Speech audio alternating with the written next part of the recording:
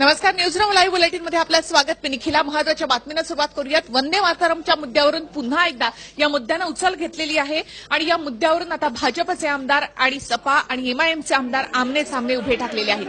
एमआयएमचे आमदार वारिस पठाण यांनी काहीही झालं, गळ्यावर सुरा जरी फिरवला तरी मी वंदे मातरम म्हणणार नाही असं म्हटलं होतं.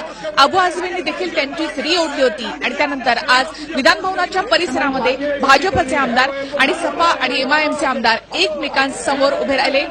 हमरी तुमरी झालेली आहे या सगळ्यांमध्ये.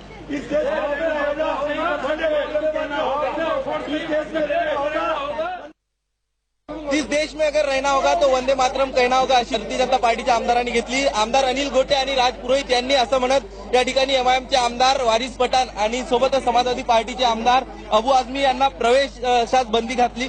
सर, काय भूमिका होती आपली या ठिकाणी? नाही, माझी भूमिका काही नाही. माझी भूमिका एकच आहे की वंदे मातरम हा इश्यू नसताना, कारण नसताना काल या ठिकाणी अबू आझमींनी सांगितलं की वंदे मातरम आम्ही म्हणणार नाही, आम्हाला देशाच्या बाहेर घालून द्या. ही वारिस पठाणची भूमिका काय होती? त्याची भूमिका तीच आहे ना. आमच्या धर्मात नाही सांगितलं. धर्माचं काय? धर्माचं नाही, हा देशाचा संबंध आहे आणि या देशामध्ये सर्व धर्माचे लोक राहतात. मग यांच्या धर्माची एवढी पडली तर पाकिस्तानमध्ये. पण आपण आज त्यांना प्रवेशास मज्जाव घातला? नाही नाही, बिलकुल नाही. मी असं कधी केलं नाही. मी लोकशाही मार्गावर लढाई करतो, लोकशाही मार्गाने संघर्ष करतो. पण त्यांचं म्हणणं आहे की आम्ही म्हणणारच नाही वंदे मातरम. म्हणणार नाही तर त्याची किंमत चुकवायला लागेल त्याला. इस देश में रहना होगा तो वंदे मातरम काही नाही होगा. या ठिकाणी जर वंदे मातरम म्हटलं नाही तर त्याची किंमत चुकवावी लागेल असं म्हणण्यात येतं. वारिसजी, अनिल गोटे बोल रहे हैं कि अगर देश में रहना होगा तो वंदे मातरम कहना होगा, इसकी कीमत चुकानी पड़ेगी आपको. वो बोले कि तुमको देश छोड़ना होगा, ये बोलना पड़ेगा. मुझे कोई फोर्स नहीं कर सकता. मैं किसी के फोर्स में, दबाव में नहीं आने वाला हूँ. लेकिन क्या आपका आरोप है कि आपको असेंबली में जाने के लिए रोका गया?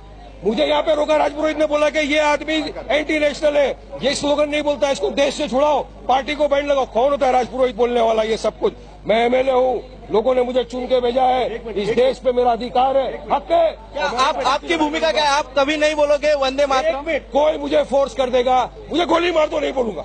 गोली मार दो नहीं बोलूंगा. चलो, तर या ठिकाणी गोळी मारली तरी वंदे मातरम म्हणणार नाही असं वारिस पठाण स्पष्ट करतायत. तर दुसरीकडे जर देशात राहायचं असेल तर वंदे मातरम म्हणावंच लागेल, नाहीतर याची किंमत चुकवावी लागेल, अशा प्रकारचा सूचक इशारा भारतीय जनता पार्टीच्या आमदारांकडून देण्यात येतो. त्यामुळं वंदे मातरमचा हा वाद जो आहे आता हे पेटताना दिसतोय.